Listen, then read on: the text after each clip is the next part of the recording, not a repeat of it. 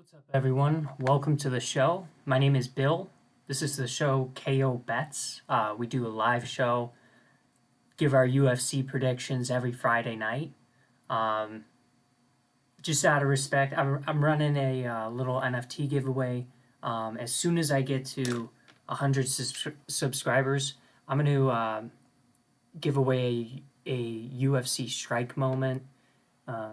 Let's give everyone an update because I'm pretty pumped with how this promotion is going. I've grown from like 14, and now I'm up to 23 subscribers. So I'm tweeting it out every day. It's a little bit much in my opinion, but I got to do it. I really want to make a concerted effort to try and grow the channel this year. So with the help of NFT Craze and the UFC, we're gonna do it. We're going to do it. Without further ado, we've got a fight card to review. If you want a chance to win that NFT, make sure you subscribe. If you enjoy this type of content, subscribe to the channel. If you just want to come and hang out, talk to someone, subscribe. Happy to talk with you. So, first fight of the night, we've got Malcolm Gordon taking on Dennis Bondar. Malcolm Gordon is the underdog at plus 235 odds. Dennis is the favorite, heavy favorite, minus 300 out of Ukraine. He's making his debut in the UFC. Malcolm Gordon is 1-2 in the UFC. Malcolm Gordon is on a one-fight win streak. He's a little bit shaky defensively.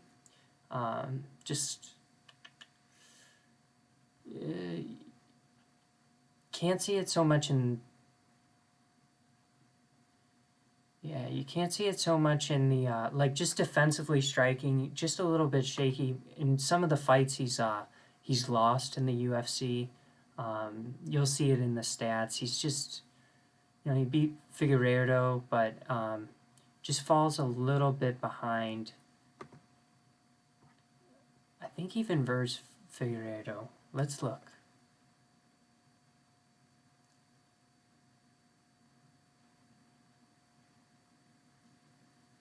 No, that's not,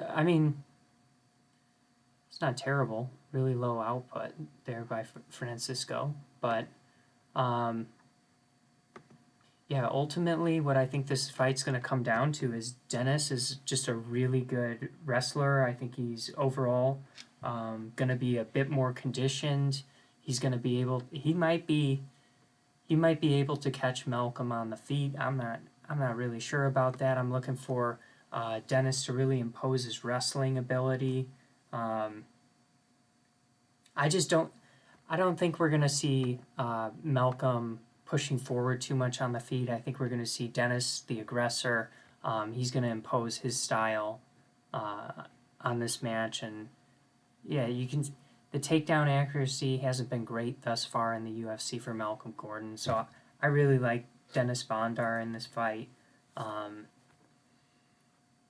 If I had to choose something, I would say inside the distance for Dennis. If we're looking at UFC odds, let's see here.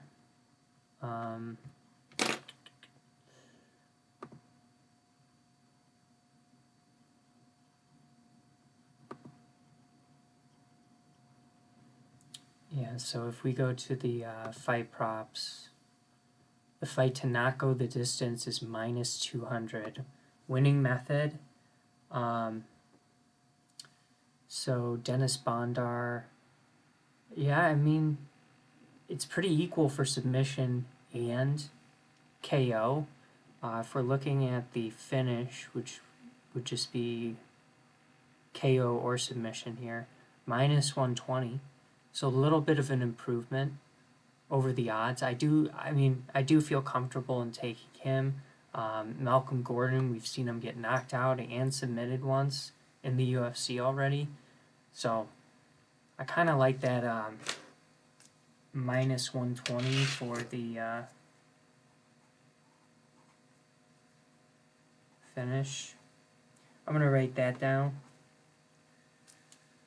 All right, in the next fight, what's going on? See, I got one person in here. What's going on? In the next fight, we've got Jason Witt taking on Philip Rowe.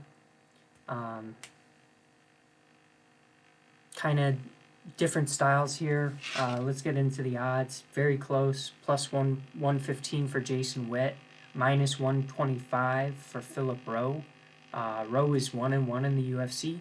Jason Witt he's been around for a little bit longer. Definitely different style fighters. Philip Rowe is going to have a clear, distinct advantage on the feet. Jason Witt's going to have an advantage in the wrestling department. It's kind of whoever you like stylistically in this. I think the odds are fair. I could see,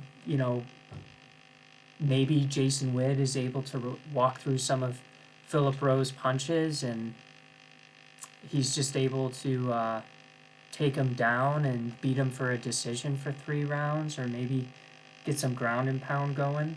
On the other hand, Jason Witt has, out of his 7 losses, 5 have come via KO. Philip Rowe's going to have a pretty decent reach advantage here. I kind of like Philip Rowe in this. I'm not necessarily, he's only won inside the distance with his fights. I think we could definitely see him knock down Jason Witt. I don't know if we're going to see him KO him, but I think it's, if we're making a prediction, I think that's a definite possibility. But it's a close fight, so, I mean, what was Philip Rowe? Minus 125? That's not bad at all. Or minus 135 now.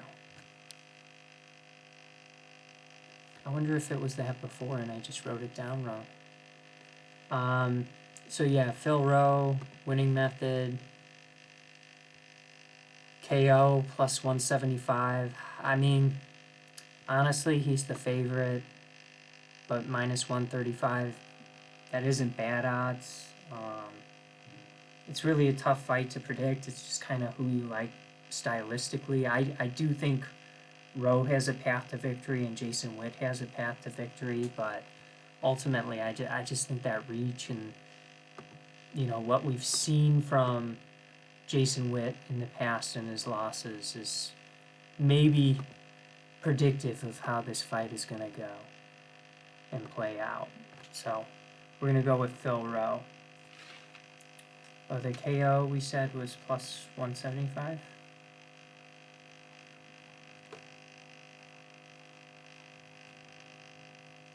I'm drinking a Lagunitas Little Something Something Ale. It's a pretty hoppy. But I'm a big fan of IPAs. One of my favorites, for sure. If not my favorite. Next fight, we've got Gelatin Almeida taking on Danilo Marquez. Gelatin, in his professional career, he's actually 14-2, according to SureDog. So I'm not sure where 1-0 comes from. On the UFC website here, it's like, I mean, he is making his UFC debut here, but it's just kind of weird. And then we've got Danilo Marquez. He is the underdog at plus 320. He has 1-2 in the UFC. Gelatin Almeida, heavy favorite, minus 425, making his debut. So Danilo's he's 1-2 in the UFC, like we said.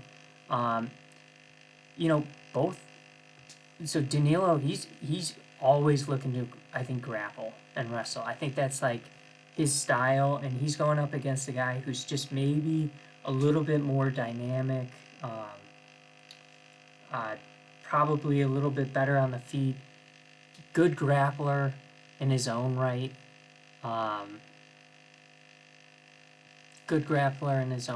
So I think Danilo's going to just have a hard time imposing any sort of grappling game plan against Gelatin, and ultimately Almeida's just going to have an advantage on the feet. I think the odds indicate that. I think it's just kind of a tough matchup for a fighter like Danilo.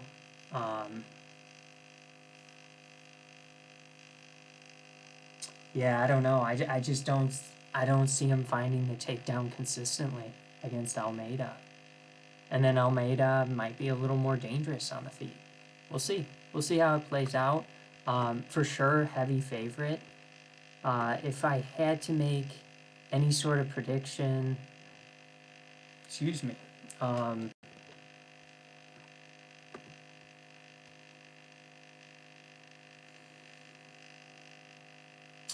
man.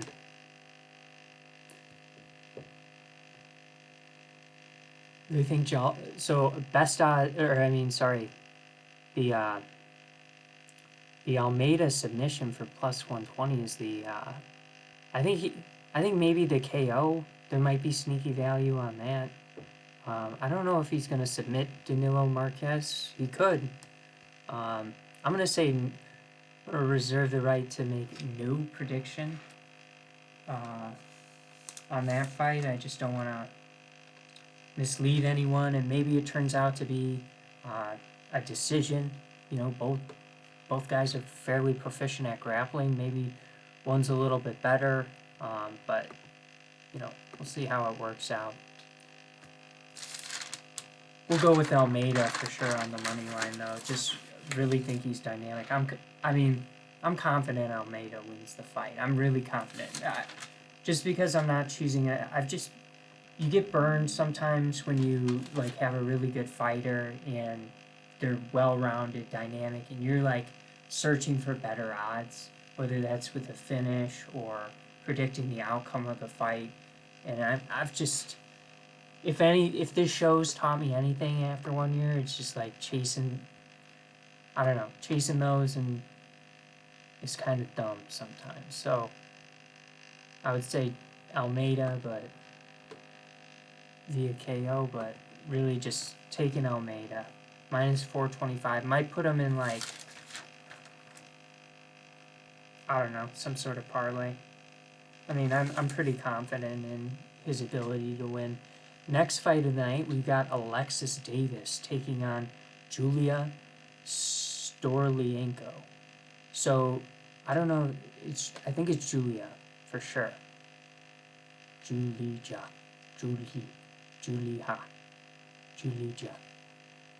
I think it's Julia.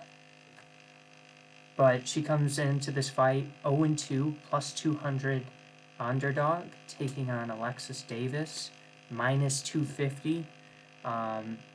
She's been in the UFC for a while. She's had a kind of a tough stretch here. I'll show you. Just lost 4 of her last 5. Just like a tough little stretch there. Has faced like Ronda Rousey, Sarah McCann, Chattanooga. You see some of these names like really, really high level elite wrestlers. And maybe Storlienko is that, but I don't know if she's that good. So I don't know if she's gonna be able to really be overly aggressive, like from and swarm Alexis, like from a grappling perspective. And then, like as far as on the feet, I just kind of like Alexis as the veteran, more experienced. Just kind of like her on the feet a little bit more than Julia. So I think it's just a tough matchup for Storlienko. I think Alexis Davis probably gets this. Most likely, I would have to say a decision victory for Alexis Davis. Anything can happen. Like, could Julia get a submission? You see that submission, victories by submission. It's pretty impressive. It's a 90%. So 8 out. What does that even make sense? Oh, maybe the one law or the one no contest. So 9 out of your 10 fights, submissions. 10 wins, submissions. That's crazy.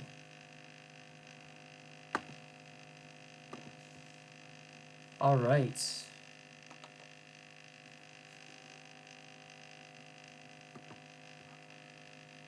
Oh, wait. We can go look at some of those odds.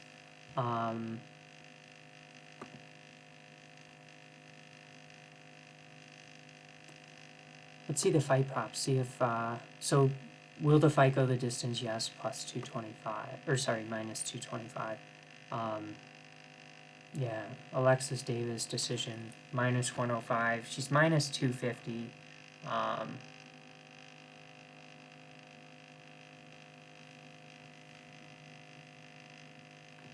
I don't know. It's interesting. I'm probably going to stay away from that fight, but for the sake of the show and making a pick, I'm going to go with Alexis Davis. But for sure, just, I don't know. Just doesn't really seem like a, it's a tough matchup. Like, you could see anything happening, Storlienko could get a submission, I guess. I don't know. All right, next fight, we've got Chidi Dwakani taking on Marc-Andre Barriault. Chidi is minus 110. Marc-Andre, minus 110. We've got a even odds on this. So if we're looking at this fight, Chidi's making his UFC debut. Dangerous striker, good kicks. He's got a really, really tough opponent ahead of him in Marc-Andre, who's 2-3-1 in the UFC. So 6 fight experience in the UFC. I think all of them have been decisions, so they've all gone the distance, that's particularly tough going against a opponent that's just going the distance, going 3 rounds. Tough dude, good output, good Pause. Good gas tank is what I have written down. Nice ass. No, good gas tank. Yeah. So I think it's ultimately just a tough matchup for Chidi in this one. If we're looking at some of the odds here.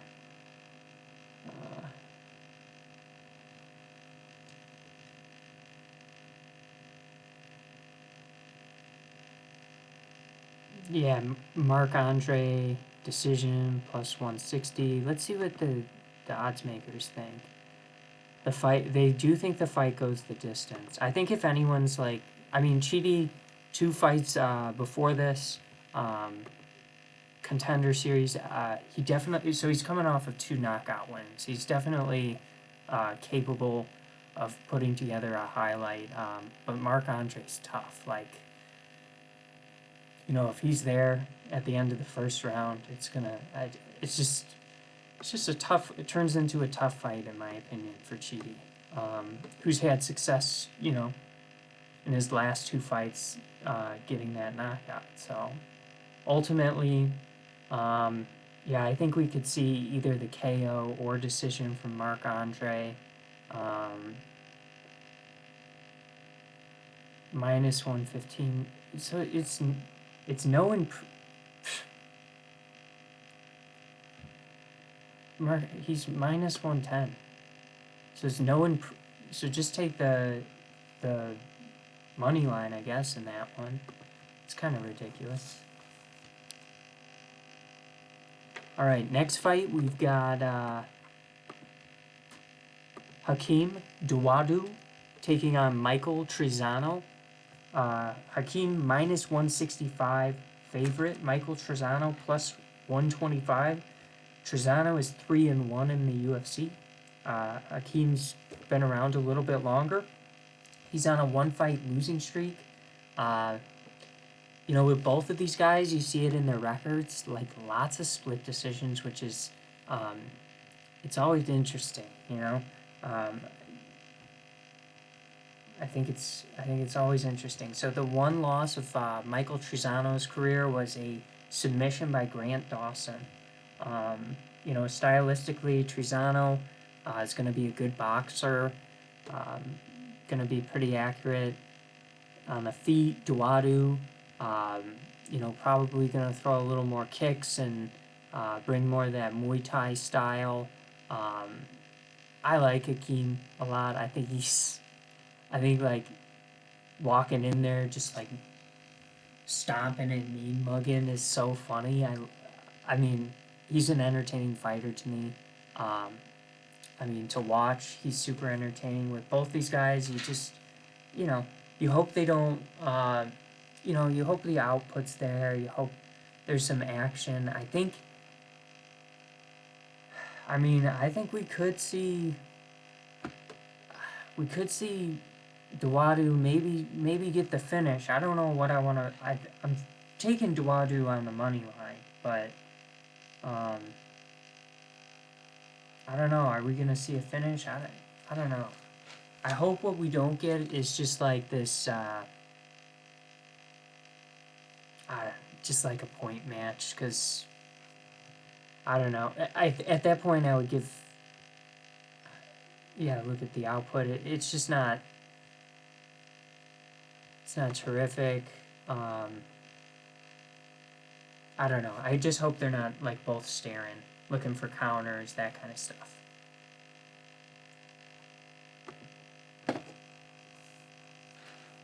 I'm going to go with Dwadu. No prediction. I hope it's not a decision. I think it'll be a finish, but yeah, no prediction. Next fight, we've got Miles Johns taking on John Castaneda. Miles Johns minus 180 odds as the favorite. Castaneda plus 155. Miles Johns 3-1 in the UFC. Castaneda 1-1 in the UFC. Gas tank on Miles Johns. I think it should be a little bit maybe of a concern, but I think he'll be fine in this matchup. He's explosive, good boxer. Decent wrestler. I don't know if he'll get any takedowns, but he's always got that in his back pocket. John Castaneda, he's 1-1. His wins over Eddie Wineland, who's, you know, had some rough fights recently.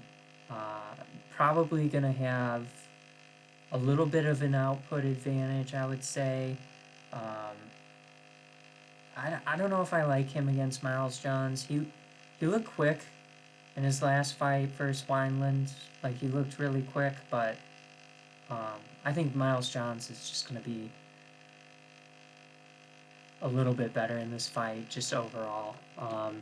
Even if he starts losing a little bit on the feet, I would expect him to then start exploring the takedown option, get some control and points that way, take a round that way. We could see maybe someone get knocked out, but ultimately I kind of think it goes to a decision. Let's pull this up here on DraftKings.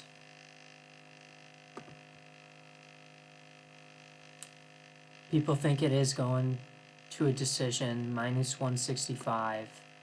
If we're looking at the methods of victory,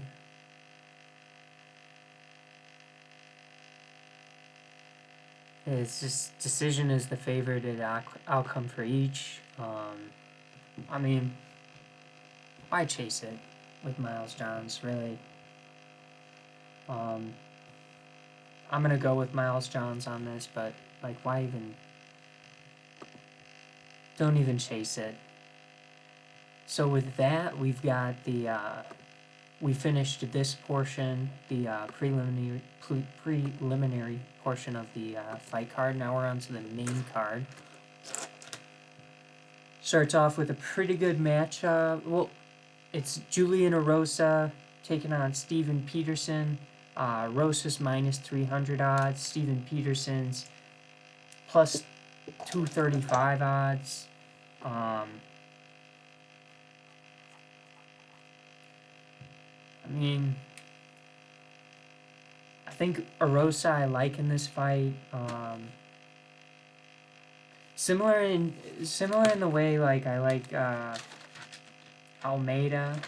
You know, I really like him on the money line. It's just for whatever reason, like chasing a prediction just seems like a fool's errand, you know. But we'll get into the fight breakdown. Erosa, he's an impressive submission artist. He's got an impressive striking repertoire.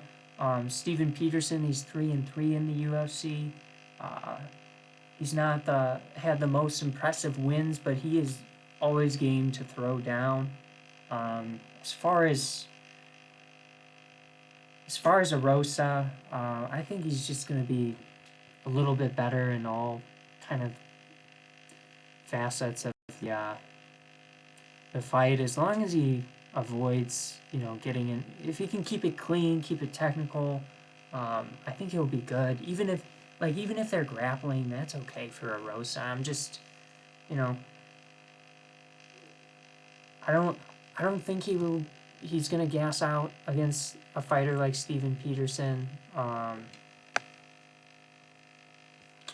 You know, it'll be interesting if Peterson has the ability to push the pace late in this fight. If it gets late in this fight, I kind of don't think it will.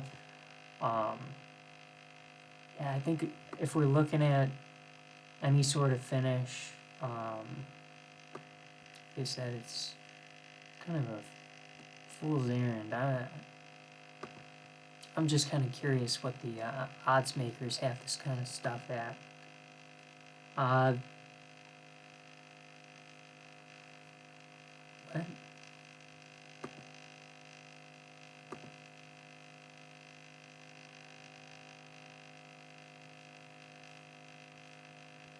What? Why doesn't it have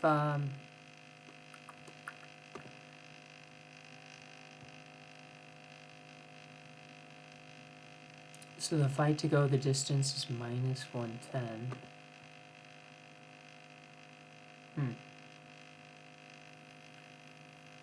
Okay. So let's go to winning method.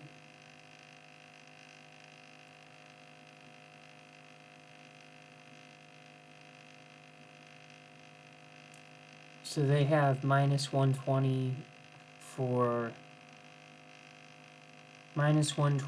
inside the distance, minus 110 for a decision. That's interesting. That's very interesting. Like, is Erosa going to be able to put away Castaneda? Or, sorry, I'm looking at the name above. Peterson. Interesting fight. I'm going to go with Julian Erosa.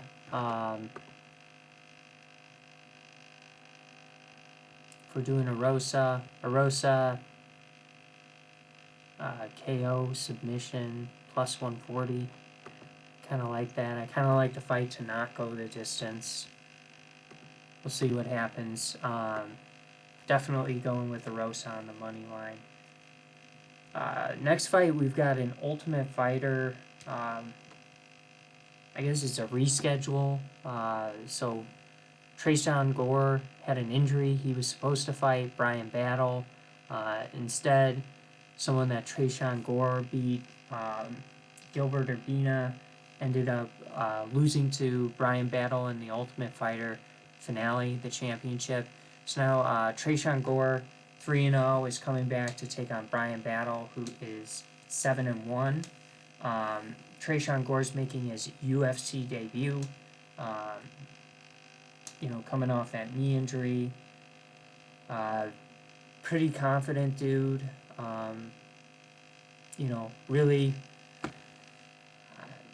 Really searches for his shots, picks his shots well.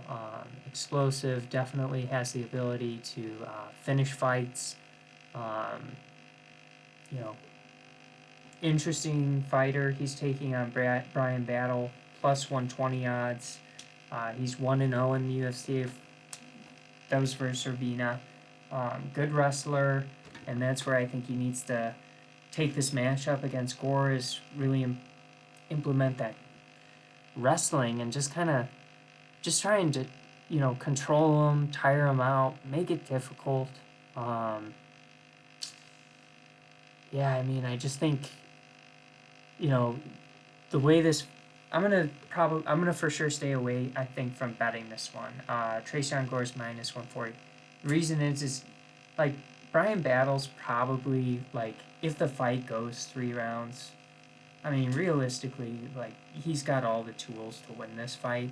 But Trisano Gore's he's going to have the ability to put it away at any moment. So, I mean, it's just a tough fight. I mean, my brain tells me Brian Battle, but my heart tells me, wants me to go with Gore.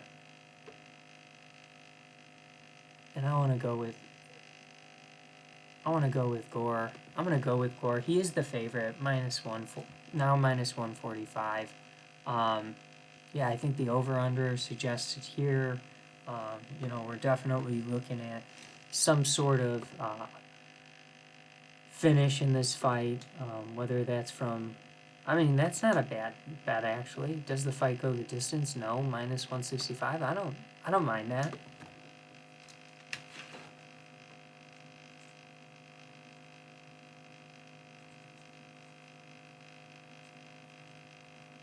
Taking my notes.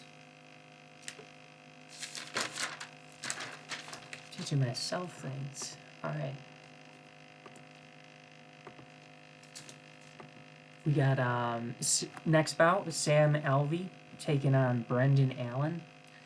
I like Sam Alvey a lot. He's smiling Sam Alvey. He's an interesting fighter. Good boxer. I think he presents a good test for Brendan Allen. But I think ultimately, like, I just haven't seen enough from Sam Alvey lately. He's on, I think he's got a no contest in there, but otherwise he's had 6 straight losses since his last win. Yeah, he's definitely got the experience in this fight. I like Sam Alvey. It's a tough opponent in Brandon Allen. I mean, and Brendan Allen, he's had some losses, but like Chris Curtis, Sean Strickland, like some really good strikers. And Sam Alvey, that's why I say he's going to be a good test, just because like he does definitely have decent striking. It's just like you just don't see enough from him. Like in the striking department, you don't see him knocking people out anymore. So yeah, very experienced. Could definitely point strike with Brendan Allen if it does hypothetically stay on the feet. But I just think wrestling, pace, even just like pressure a little bit. I think Brendan Allen's going to be good in this one, and it's a winnable fight for him. He's the heavy favorite at minus 435 odds. Sam Alvey, heavy underdog at plus 330. Yeah, it's just Sam's just on a bad streak right now. I'm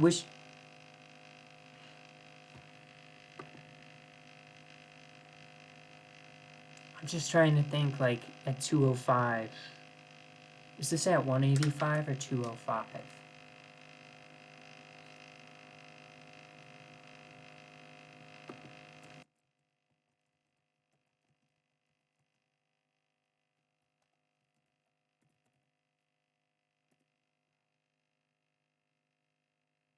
$205. $205. So I think Allen is stepping into this fight on short notice. But yeah, just a winnable fight for him, I think, for sure. Like Brandon Allen a lot in this bout. Winning method, or let's see fight props. They don't think it goes the distance. He's been going down. Yeah, man, I'm just thinking, like, who at 205 could, like, well, let's get through the rest of the card. Maybe that's a discussion. That's why I'm not supposed to have a beer while I'm on the stream. I just ask stupid questions, throw myself on a loop. We got 3 more fights to review. Snap out of it. Shakrov Rachmanov taking on that was bad. Shavkat Rachmanov taking on Carlston Harris. Rachmanov 14-0, Carlston Harris 17-4. Rachmanov carries favorite odds at minus 240. All 14 of his wins have come inside the distance. Carlston Harris 2-0 in the UFC. Similar to Rachmanov. Rachmanov just seems pretty well rounded, swarming, really high pressure, tough opponent. Carlston, jiu-jitsu, decent experience professionally. When you look at some of his past opponents, good fighter. I just don't know where he's gonna, like, his jiu-jitsu I don't think is gonna be too big of a factor in this. It might keep him, it might keep him from getting submitted on the ground, but I just think Rachmanov is a solid pick in this fight. I'm going with Rachmanov on the money line. I value his ability to finish fights. He's had 2 rear naked chokes in the UFC thus far. One of them was on Alex Oliveira, like, and that's Alex's thing, for sure. Let's see. Oh, here it is. Let's see what they got. So, does the fight go the distance? No, minus 250. Interesting. Let's see the winning methods. So the Carlston Harris submission, the odds makers, I think that would be most likely method of victory if he were to win.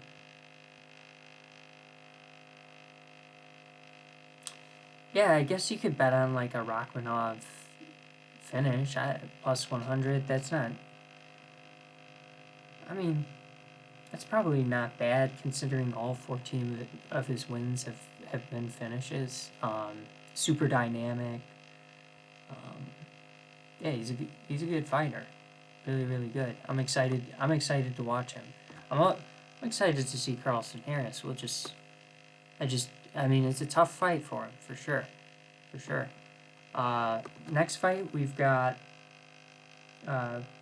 Punahele Soriano taking on Nick Maximov. Soriano, minus 190 as the favorite. Oh, let me change my screen here.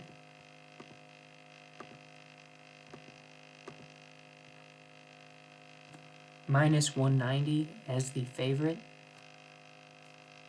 He is 2-1 in the UFC. Nick Maximov, plus 160. He is the underdog, 1-0 in the UFC. This is a decent fight, tough fight to predict. We've got Maximov, really good jiu-jitsu artist, solid at jiu-jitsu. 1-0 in the UFC, 7-0 professionally. For sure going to be dangerous on the ground in this matchup. Will we be able to take Soriano down? I kind of think no.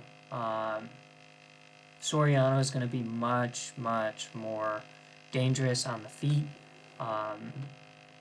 That being said, you know, it's going to get tough for sure if he doesn't get this fight put away. I think in the first couple rounds. I think he's going to have, like I said, a big advantage on the feet. I think he's just a little bit more well-rounded. The jiu-jitsu of Nick Maximov is very dangerous. If it does get to the mat consistently or even late in the fight, you know, he might search for some type of submission, especially if he's down on the scorecard. So I don't want to really... I like Soriano for sure on the money line. I think he could potentially get a knockout in this, but I like Soriano a lot. Not going to put out any sort of prediction, but I do like Soriano minus 190. Not really, I don't know, just not really interested in searching for better odds on that one. And now we got the main event.